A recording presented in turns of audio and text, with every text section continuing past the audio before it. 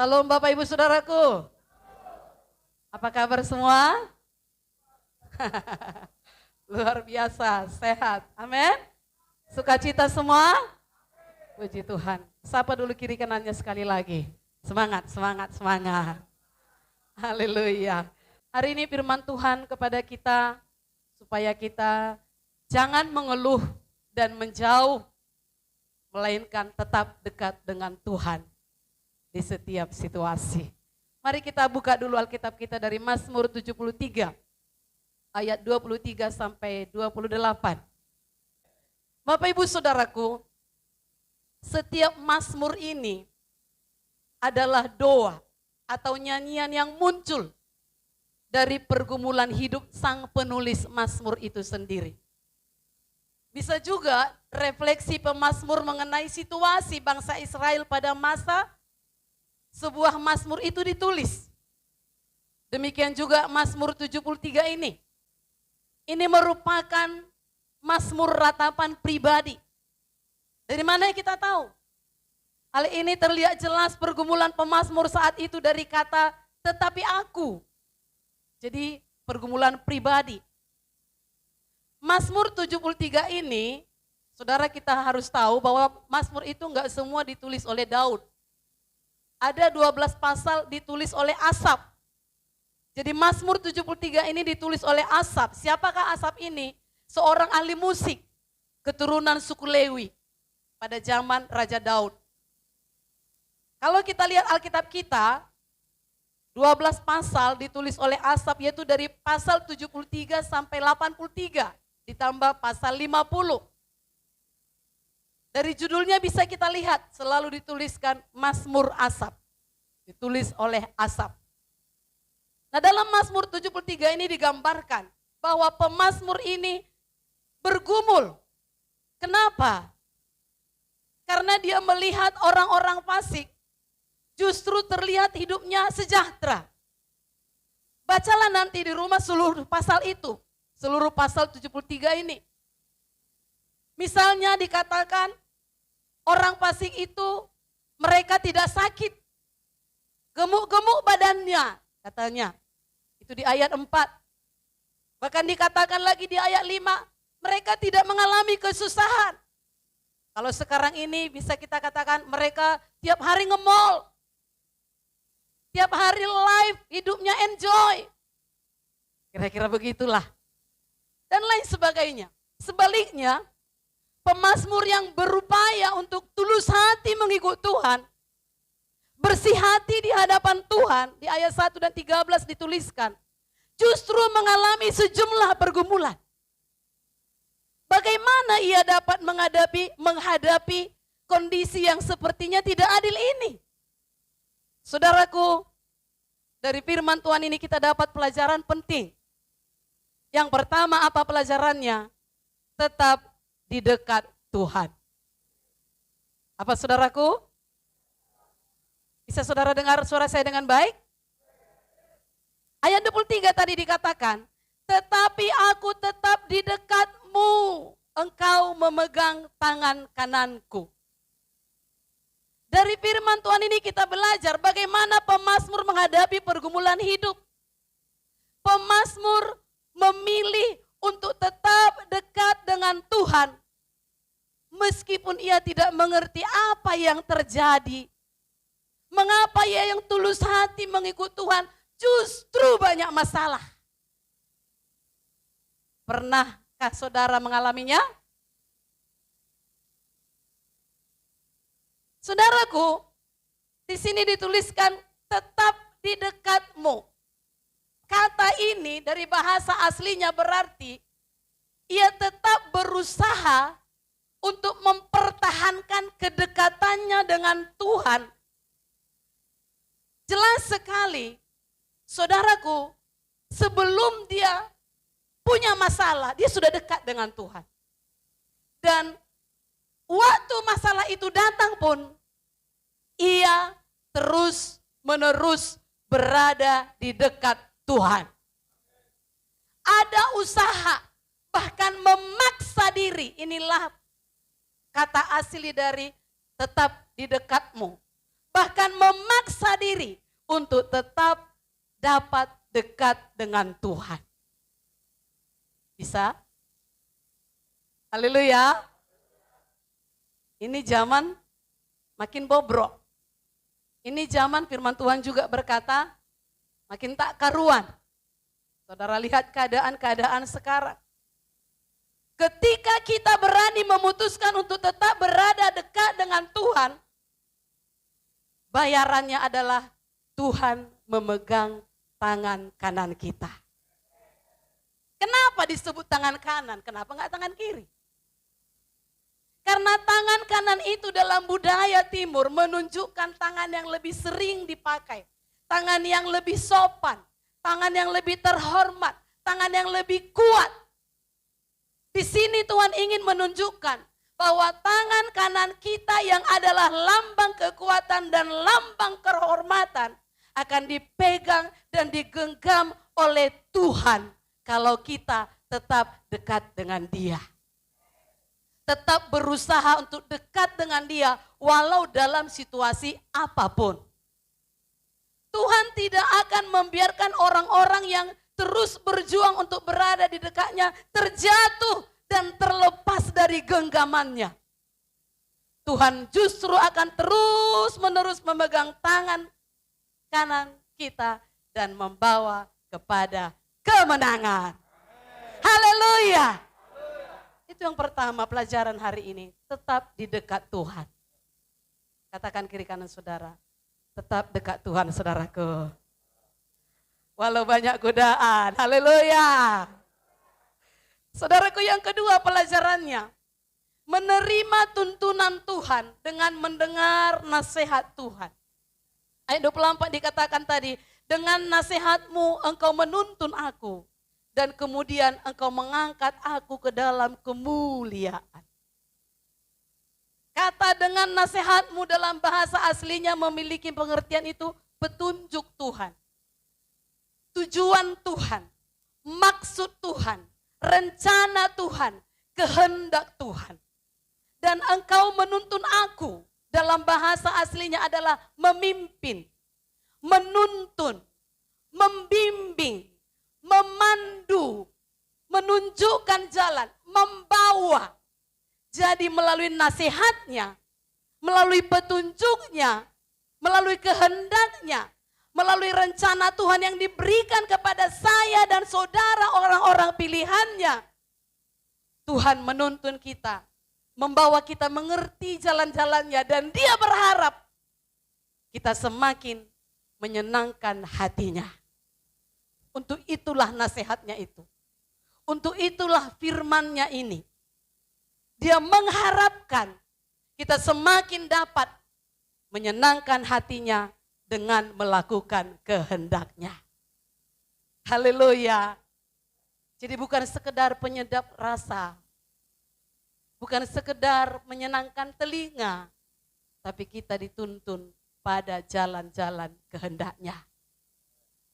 Bapak Ibu Saudaraku, Tuhan menunjukkan jalan yang benar kepada kita untuk kita tempuh. Tuhan mau supaya kita benar-benar berjalan bersamanya. Sehingga apapun yang sedang kita hadapi atau yang akan kita hadapi, kita tetap fokus kepada nasihat firman Tuhan.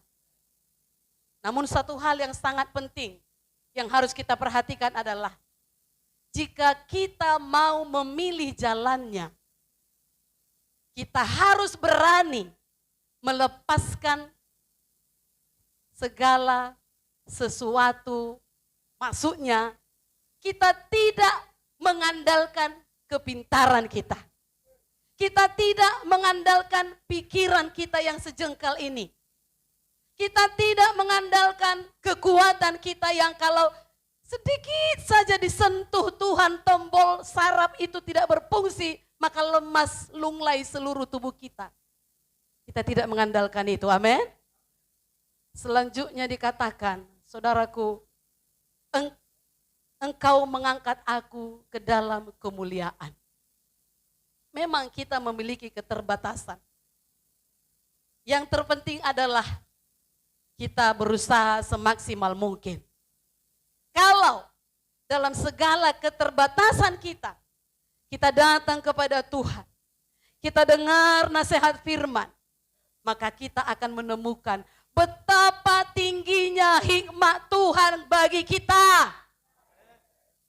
Saudaraku, percayalah, kasih-Nya kepada kita melampaui segala kemustahilan. Saudaraku, Dia dapat mengangkat yang bodoh, Dia dapat mengangkat yang lemah, Dia dapat mengangkat yang tidak berarti. Dan yang bagi dunia ini seharusnya berada di bawah serta dipermalukan. Namun Tuhan membawa kita anak-anaknya kepada kemuliaan dan kehormatan. Maka terobosan bisa terjadi dalam hidup kita. Dan karena itu kita bisa menjadi berkat bagi banyak orang. Jangan sebaliknya. Jangan kita mempermalukan nama Tuhan di lingkungan kita. Di tempat kerja kita. Haleluya. Haleluya. Dengar nasihat Tuhan. Dan yang ketiga, pelajaran berikutnya, menjadikan Tuhan sebagai prioritas hidup. Ayat 25 tadi dikatakan, siapa gerangan ada padaku di sorga selain engkau? Ya di sorga memang dialah, tapi yang lebih hebat lagi, selain engkau tidak ada yang kuingini di bumi. Kalau di sorga siapa pula yang kita ingini selain Dia? Tetapi yang lebih dahsyat lagi, selain engkau tidak ada yang kuingini di bumi. Saudaraku, ketika seseorang sudah dapat berkata kepada Tuhan, siapa gerangan yang ada padaku di sorga, bahkan di bumi selain engkau. Orang tersebut menjadikan Tuhan sebagai satu-satunya prioritas hidupnya. Tidak ada hal yang bisa menggeser Tuhan dari prioritas nomor satu. Entahkah itu harta, entahkah itu kekuasaan, entahkah itu pasangan hidup, entahkah itu keluarga, bahkan pelayanan sekalipun tidak bisa menggeser Tuhan dari prioritas kita. Dalam segala hal, Tuhan hanya menjadi satu-satunya tujuan hidup dan semua yang dilakukan orang yang demikian, kiranya itu saya dan saudara, itu semua dalam rangka menyenangkan hati Tuhan. Jadi orang yang seperti ini menjadikan Tuhan prioritas hidupnya. Setiap kali dia melangkah, dia akan berpikir, ini menyenangkan Tuhan atau tidak. Setiap kali dia melakukan sesuatu, dia berpikir dalam hatinya, Tuhan senang enggak dengan situasiku ini. Haleluya saudaraku. Haleluya. Orang-orang yang seperti ini mungkin akan dipandang orang lain sebagai orang yang sok rohani.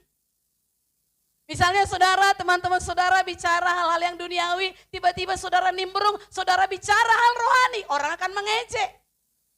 Orang akan berkata, oh perhaleluya, oh dialah yang punya sorga itu. Tetapi tahukah saudara, itulah yang benar. Daripada dikatakan, percuma doho perhaleluya. Sebagaimana kau kuatnya berhaleluya, sebegitu juga kuatnya kau bertengkar. Daripada dikatakan begitu, biarlah dikatakan sok rohani. Tapi biarlah benar-benar rohani. Itulah yang benar. Karena orang yang seperti ini sudah tidak peduli lagi akan hal lain selain perasaan Tuhan. Selain perasaan isi hati Tuhan. Itulah orang yang memprioritaskan Tuhan. Dari kalimat ini kita tahu selain engkau tidak ada yang kuingini di bumi. Kalimat ini sangat luar biasa. Yang kuingini dalam bahasa aslinya yang menyenangkan. Keinginan, hasrat, gairah, kehendak. Jadi tidak hanya berarti apa yang diingini secara umum saja. Tapi lebih dalam lagi hasrat, gairah. Bahkan hal-hal yang menyenangkan, kalau bisa diibaratkan seperti hubungan suami istri. Bagaimana hubungan suami istri yang sehat? Bagaimana pernikahan yang sehat? Harus ada hasrat dan gairah. Betul? Maka banyak orang yang tidak dalam Tuhan, gak ada hasrat pasangannya, bisa melarikan diri. Karena memang begitulah hubungan yang sehat. Ada hasrat dan gairah. Orang yang demikian, suami yang baik akan melakukan apapun yang istrinya senang. Sebaliknya juga. Haleluya. Jadi dalam hal ini, orang-orang benar harus bisa memiliki hasrat, harus bisa memiliki gairah untuk menyenangkan hati Tuhan. Haleluya. Jadi kita harus menjadikan Tuhan sebagai satu-satunya objek yang ingin dipuaskan. Yang ingin disenangkan. Tidak mencari kesenangan diri. Haleluya. Pertanyaannya, apakah kita tidak boleh menyenangkan pasangan kita? Apakah kita tidak boleh menyenangkan orang tua kita? Apakah kita tidak boleh menyenangkan anak kita? Saudaraku, tentu saja boleh. Menyenangkan hati orang-orang yang kita kasihi itu bagus. Tetapi hal tersebut harus didasari firman Tuhan. Apa kata Matius 10 ayat 37? Matius 10 ayat 37 berkata begini. Boleh sama-sama kita membacanya? Matius 10 ayat 37. 1, 2, 3, ya. Barang siapa mengasihi bapa atau ibunya lebih daripada aku, ia tidak layak bagiku. Dan barang siapa mengasihi anaknya laki-laki atau perempuan lebih daripada aku, ia tidak layak bagiku. Haleluya. Berarti bisa, amin. Tapi jangan dia lebih utama daripada Tuhan. Selain engkau tidak ada yang kuingini di bumi. Ini juga bukan berarti emas, bukan berarti perak, bukan berarti uang, bukan berarti harta, kekuasaan, kehormatan, dan lain sebagainya. Pemazmur menginginkan pribadi Tuhan melebihi apapun. Apakah uang perlu? Sangat.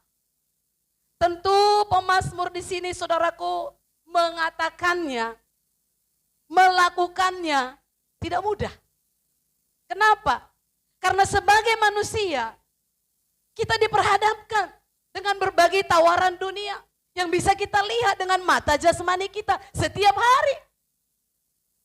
Tetapi justru disitulah kita belajar untuk mematikan keinginan diri yang memang tiap hari ditawarkan di depan mata kita. Haleluya. Jika kita harus jujur, kita memeriksa hati kita, maka yang kita temukan adalah seringkali kita masih memiliki rasa iri seperti asap ini tadi. Seperti pemazmur ini. Rasa cemburu ketika kita memandang orang lain yang tidak percaya kepada Tuhan. Atau yang tidak sungguh-sungguh mengikut Tuhan. Hidupnya begitu menyenangkan. Mereka bisa menikmati kenyamanan hidup. Itu sebabnya kita harus belajar tidak iri maupun cemburu terhadap keadaan hidup orang lain. Sebab ketika kita menyadari bahwa semua kenikmatan dunia ini adalah sementara dan sia-sia, maka kita harus mengarahkan pandangan kita hanya tertuju kepada Tuhan saja. Dan bukan kepada kesenangan dunia ini. Tidak ada cara lain untuk belajar mematikan keinginan diri dari perkara-perkara dunia selain dengan terus bergairah untuk Tuhan. Haleluya. Bergairah untuk Tuhan. Saya katakan tadi, saya kembali kepada pasangan suami istri. Kalau pasangan suami istri menikmati pasangannya, tidak dia inginkan yang lain. Haleluya. Mari nikmati pasanganmu dengan sukacita. Haleluya. Ini bukan melulu soal seks. Jangan terlalu kotor pikirannya. Tapi komunikasi yang baik. Buka hati, jujur satu dengan yang lain. Satu visi, satu iman, satu tujuan.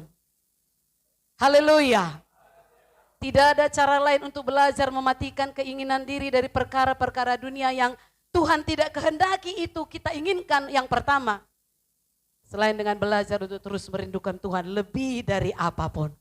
Itu pelajaran ketiga. Pelajaran keempat dari firman Tuhan hari ini. Terus berpegang pada Tuhan sebagai gunung batu. Ayat 26 tadi dikatakan, sekalipun dagingku dan hatiku habis lenyap, gunung batuku dan bagianku tetaplah Allah selama-lamanya. Haleluya. Kata habis lenyap ini merujuk kepada kondisi manusia yang sudah tidak memiliki apa-apa lagi. Secara fisik ia tidak punya harta, ia tidak punya rumah, ia tidak punya ternak, dan lain sebagainya. Secara non fisik perasaannya hancur melihat semua keadaan misalnya. Merasa terbuang, merasa tertolak, nyaris tanpa pengharapan. Namun pemazmur menulis bahwa sekalipun hal tersebut terjadi, Allah tetap menjadi gunung batu dan bagiannya selama-lamanya. Mengapa Allah disebut sebagai gunung batu?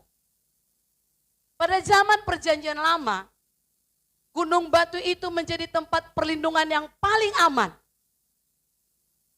Kenapa saudaraku? Karena peradaban pada zaman itu, di mana kota-kota pada perjanjian lama biasanya dikelilingi tembok. Bangsa-bangsa pada masa itu berlomba jaya. Jadi itu masa peperangan.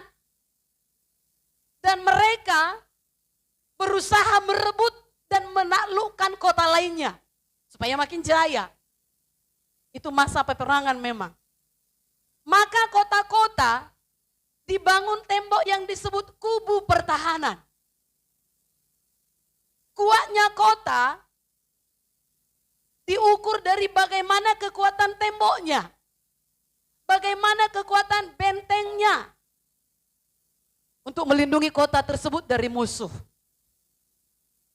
Dan kemudian gerbang pintu masuk kota dijaga ketat. Tembok yang kokoh itu terbuat dari bahan-bahan, pokoknya batu yang sangat dahsyatlah kuatnya, batu padas namanya. Dan di balik tembok itu mereka aman berlindung. Dan dari balik tembok itulah posisi yang paling aman menyerang musuh yang datang. Jadi saudaraku, kalau kita kaitkan dengan gambaran ini, kita semakin memahami, pemazmur memaknai bahwa Allah itu sebagai gunung batu. Selain menggambarkan kekokohan, juga sebagai perlindungan yang paling aman. Inilah nyanyian pemazmur. Baginya tidak ada pertahanan dan tempat perlindungan yang paling aman di dunia ini selain Tuhan. Haleluya. Biarlah pengakuan pemazmur ini menyadarkan kita. Sehebat apapun tembok yang dibangun, sehebat apapun tembok kota yang dibangun, terbatas kekuatannya. Sehebat apapun pengawal kota mengawal satu kota, tetap terbatas. Sehebat apapun kekuatan finansial kita, itu tetap terbatas. Sehebat apapun kekuatan fisik kita, itu tetap terbatas. Tuhan adalah gunung batu yang paling aman. Dan dialah pelindung kita dari segala rencana jahat. Haleluya saudaraku. Jika saat ini dinyatakan kepada kita, kalau saya tanya, di mana tempat saudara paling aman? Masih di bumi lah ini Pak. Mungkin saudara bisa menjawab, ya rumahku lah paling aman. Ada istri, ada anak, bisa menikmati TV yang besar, bisa menikmati tontonan YouTube dari seluruh dunia, aman kami di rumah. Mungkin ada yang berkata tempat kerja, karena di sana aku cari uang. Mungkin ada yang berkata tempat wisata lah yang paling aman, enak pemandangan. Saudaraku, ketenangan, rasa aman, dan perlindungan sejati tidak ditentukan oleh tempat. Namun penyertaan Tuhan di setiap tempatlah yang tempat paling nyaman. Haleluya. Seperti pengakuan pemazmur ini. Demikian kita percaya bahwa Tuhan adalah gunung batu, tempat perlindungan dan kubu pertahanan bagi kita.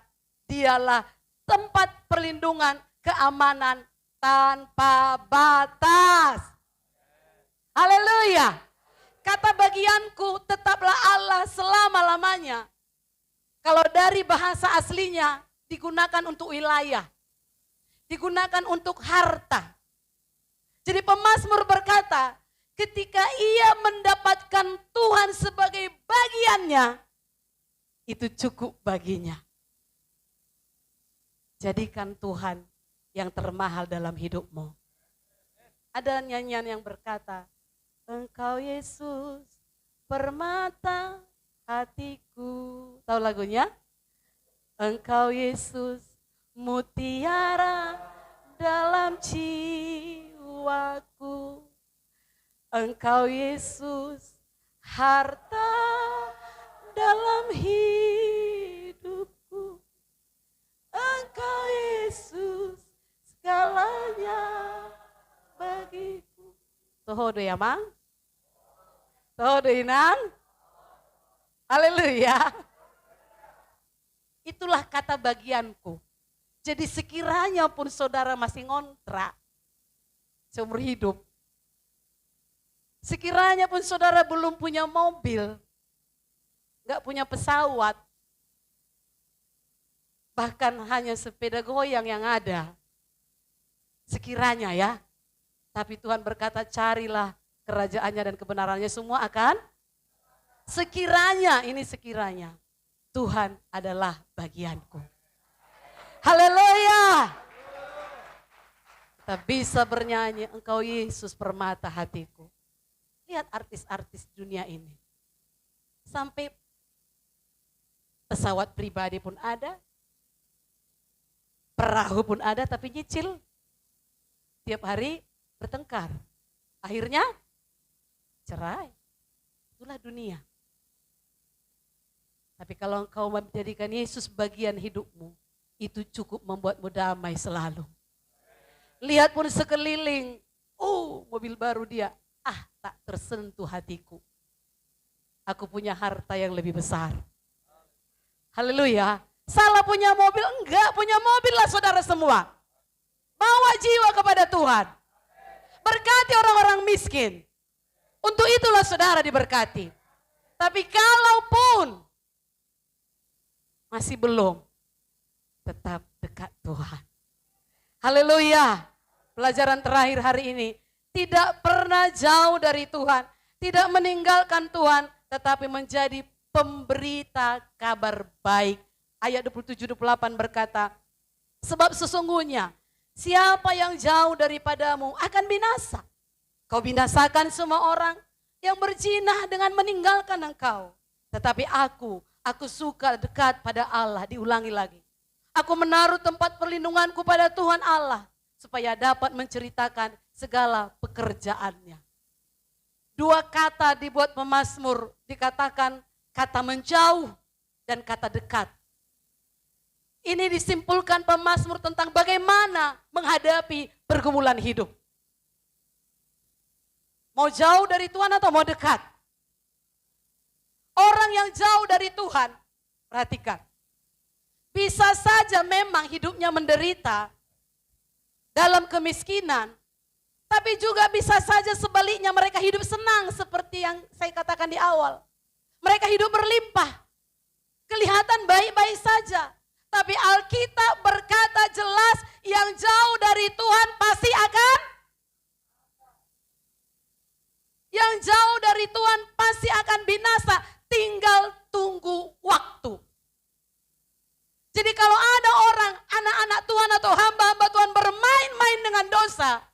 Walau sekarang megah, tinggal tunggu. Tuhan gak bisa dipermainkan. Haleluya. Nggak peduli mau hamba Tuhan, mau jiwa lama, mau jiwa baru. Kalau bermain-main dengan dosa, tinggal tunggu waktu saja. Tetapi orang yang dekat dengan Tuhan, walau masih hidup dalam pergumulan, akan mengalami penyertaan Tuhan. Dia gunung batu perlindungan yang tak terbatas. Saya katakan tadi banyak hal yang kita sukai dalam dunia ini. Kita suka dengan keindahan pantai, kita suka dengan gunung, kita suka dengan piknik, kita suka makanan enak. Oh, sekarang ini di mana-mana makanan enak. Seperempat jam, setengah jam, saudara pencet handphone, saudara bisa sampai di rumah. Kita suka dengan gereja. Apakah saudara suka dengan gereja? Tentu. Kalau nggak suka nggak akan ibadah. Dan lain sebagainya. Semua hal itu baik karena semua itu pemberian Tuhan.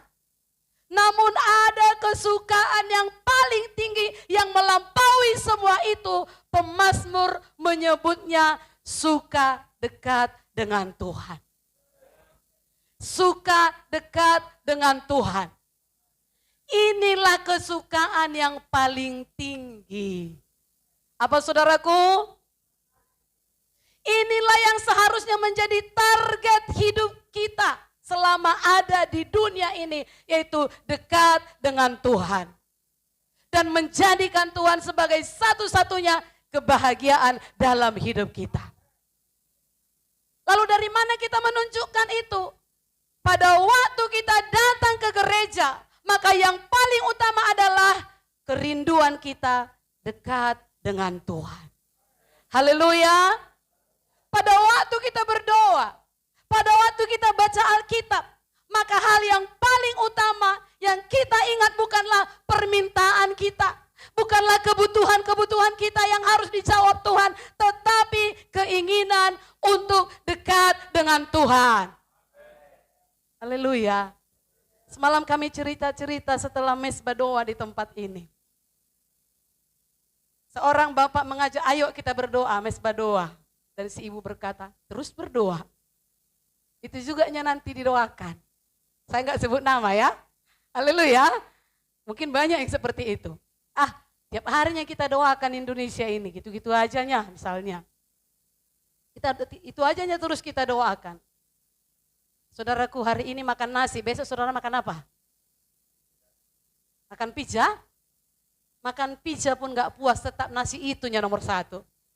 Betul? Hari ini makan nasi, besok makan nasi, lusa makan nasi. Tahun depan makan nasi selagi masih hidup, betul? Saudaraku, berdoa pun begitu. Haleluya. Jangan katakan itu ajanya didoakan. Intinya bukan bagaimana untuk mendaftarkan keinginan-keinginan kepada Tuhan, bukan. Tapi intinya berdoa itu ingin dekat dengan Tuhan. Haleluya. Keinginan untuk dekat dengan Tuhan. Pembacaan skedul kita, seperti saya dari tahun 91 lahir baru. Tiap tahun sudah baca. Tiap tahun sudah baca. Kalau saya katakan, udah tahunya aku itu. Udah tahunya aku itu. Maka tidak akan ada kehidupan baru saya dapatkan. Itu sebabnya, jadikan setiap kali berdoa, setiap kali beribadah, setiap kali baca Alkitab, kerinduan yang terutama adalah ingin dekat dengan Tuhan. Ada harga yang harus dibayar untuk sebuah kedekatan dengan Tuhan. Itu enggak tiba-tiba. Harga yang harus dibayar.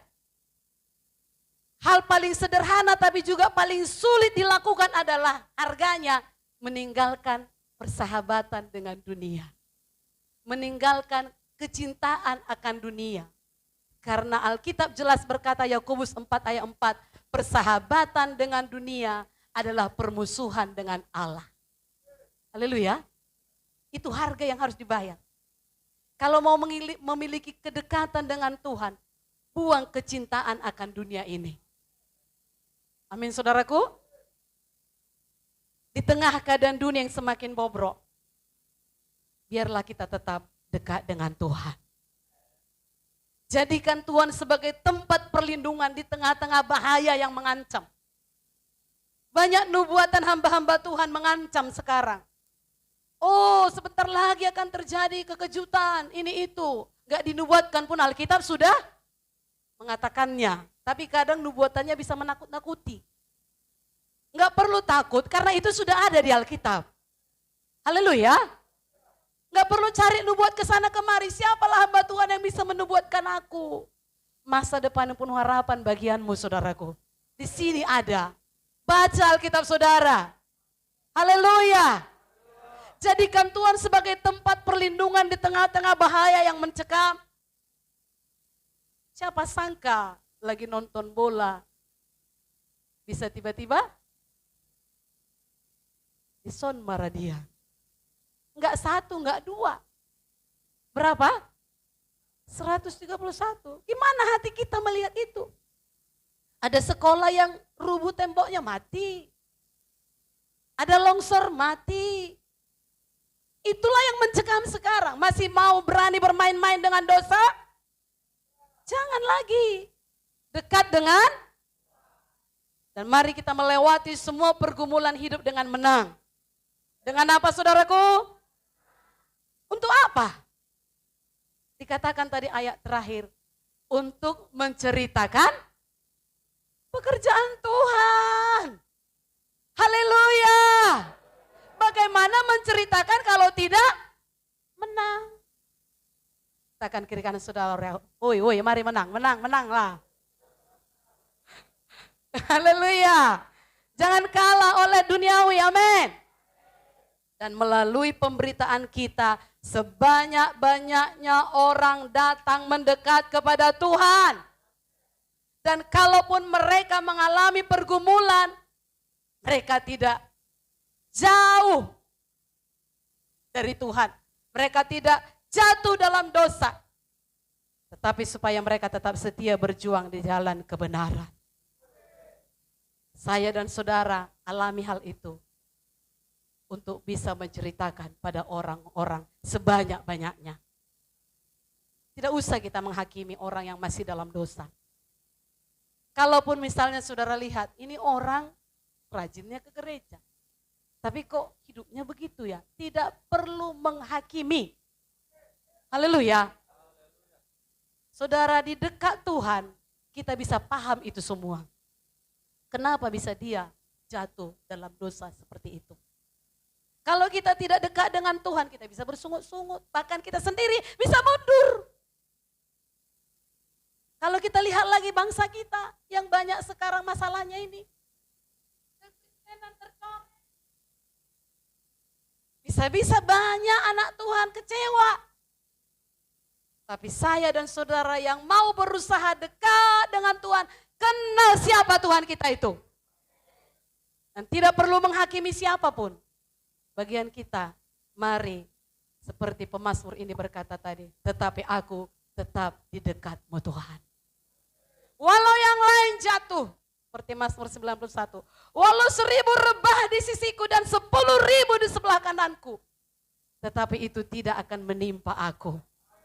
Walau yang lain kecewa terhadap Engkau Tuhan dengan keadaan ini. Aku tetap dekatmu. Haleluya. Mari kita bangkit berdiri. Adakah saudara diberkati? Bisa